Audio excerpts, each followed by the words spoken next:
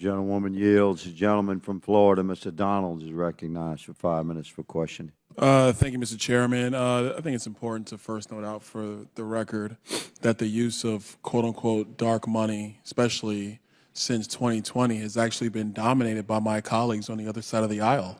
The New York Times has reported on this. The Hill has reported on this, that most dark money, whether you want to talk about the court or politics or whatever the case might be, actually comes from the political left and the Democrat Party. And it's not been written about in the pages of the New York Post. That comes actually from publications that typically lean left in the United States. Real quick, Mr. Chairman, I want to actually kind of change speeds a little bit in some of what we've been discussing and do talk about some potentials that may exist affecting our judicial system. This is really for all the witnesses. Are you aware of any specific examples or instances of the Chinese government paying American law firms to sue for certain causes that would actually embolden the CCP's policy here in the United States? Anybody? Congressman, thank you for the question. I am not. However, the reason for that primarily is because we don't have access to third-party litigation funding agreements. We don't know, in many cases, who's funding these litigations, and that's why transparency, disclosure, regulation around this industry is so very important. Okay, thank you for that. Quick question on follow-up on that one is: do you guys believe that third-party litigation has the potential to discourage and hamper American innovation? Absolutely. I would look at the Gulf of Mexico as one of the most premier innovative energy hubs in the world. We're ready to deploy carbon capture and storage. We're ready to invest in hydrogen, offshore wind, oil and gas. We can do it all.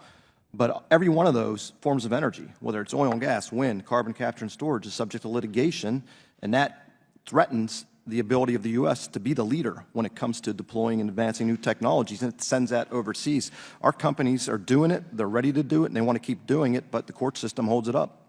All right, look, let's build off that a little bit, because one of the main topics when you're talking about some of the renewable energy sources is also deals into critical minerals, and rare earth minerals are a part of that. We know that China basically controls the green tech supply chain. No matter how we want to talk about it here in the United States, those are the facts. Do you believe that China is a vital linchpin in the solar and wind supply chain in the United States?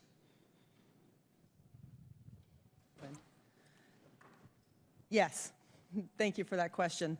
Right now, the vast majority of our renewable energy technologies come from China, and we have very limited manufacturing capability in the U.S. I'm proud to say our state has one and soon to be a second solar panel manufacturer, but a lot of their materials are still coming from China, and I hope we can be honest about that and think about how we change that situation. If we took China out of the supply chain equation, can the United States currently build an offshore wind farm? Mr. Miloto. Sorry, we're moving in a direction of being able to do more and more of that in the U.S. We're building manufacturing plants. Well, hold on, real quick. Because one of the things in Congress you hear a lot is, and it's not just here in hearings, we hear it in meetings all the time, we're positioning ourselves, we're on our way to do that. Today, if China was removed from the supply chain equation, could we today build an offshore wind farm? I don't know, to be honest. I would actually probably say that if you don't know, then the answer is there's no way it's going to happen. In your personal opinion, do you think prices of the electricity generated from offshore wind would go up or down if the United States had the capability of domestically mining important minerals and the ability to manufacture critical components?